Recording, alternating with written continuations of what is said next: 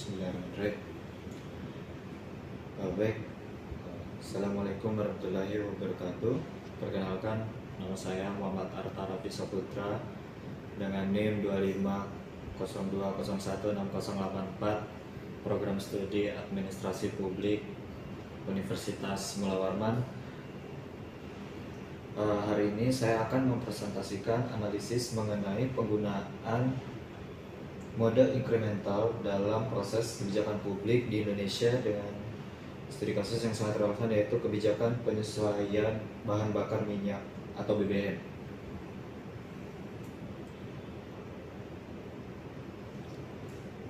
Kenapa topik ini tuh penting banget? Karena sektor energi, khususnya BBM, adalah urat nadi perekonomian kita. Namun pemerintah sering menghadapi dilema besar, yaitu menjaga efisiensi ekonomi melalui reformasi subsidi atau menjaga stabilitas politik domestik. Menghapus subsidi secara total itu bisa memicu gejolak sosial seperti tragedi 98, sehingga pemerintah konsisten memilih jalan tengah, yaitu mode inkremental,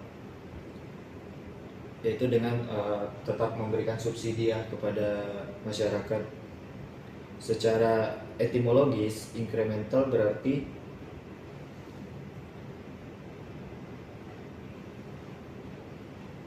bertambah sedikit demi sedikit.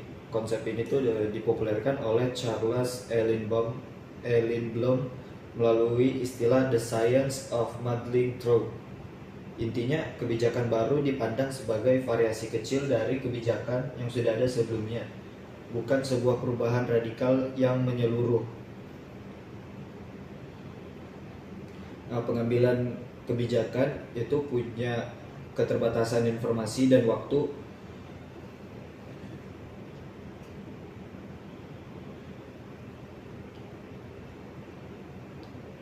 Model ini tuh pembuatan keputusan yang memandang kebijakan baru sebagai variasi kecil dari kebijakan yang sudah ada. Model ini berdiri di atas beberapa pilar utama.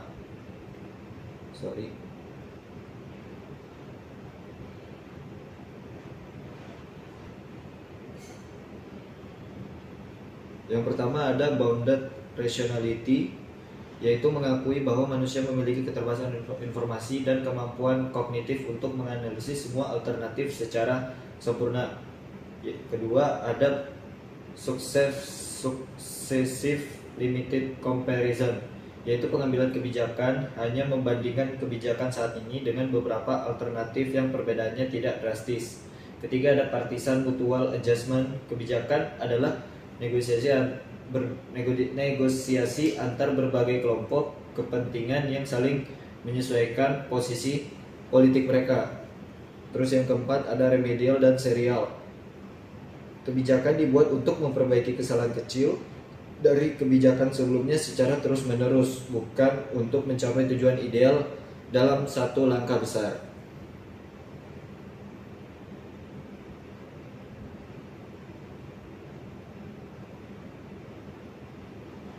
Nah, dari hasil analisis kebijakan BBM di Indonesia itu mempresentasikan penerapan murni dari teori Lindblom melalui beberapa pola strategis, yaitu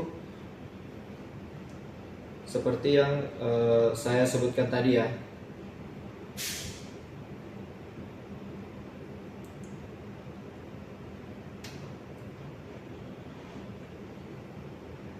Lalu ada dampak strategis antara stabilitas dan inefisiensi.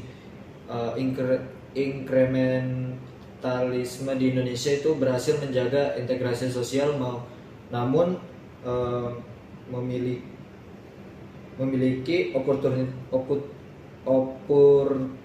cost selama harga BBM terus dijaga agar tetap terjangkau melalui penyesuaian kecil. Intensif untuk beralih ke energi baru atau energi terbarukan atau mungkin kendaraan listrik akan tetap rendah.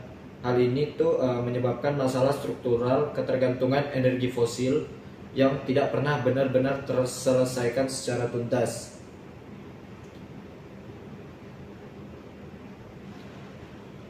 Nah, dari analisis tadi tuh kita dapat kesimpulan model incremental adalah jalur tengah yang paling realistis bagi Indonesia.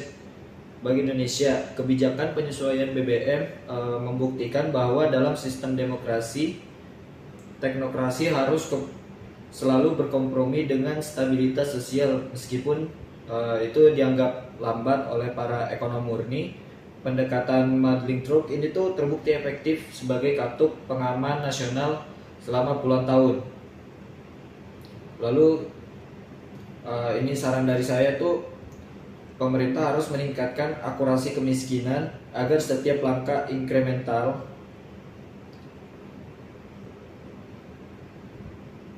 yang diambil itu benar-benar tepat sasaran. Selain itu diperlukan transparansi yang lebih besar mengenai alokasi dana subsidi yang dicabut agar masyarakat memahami manfaat jangka panjang dari reformasi energi tersebut. Sekian presentasi saya, kurang lebihnya mohon dimaafkan. Wassalamualaikum warahmatullahi wabarakatuh.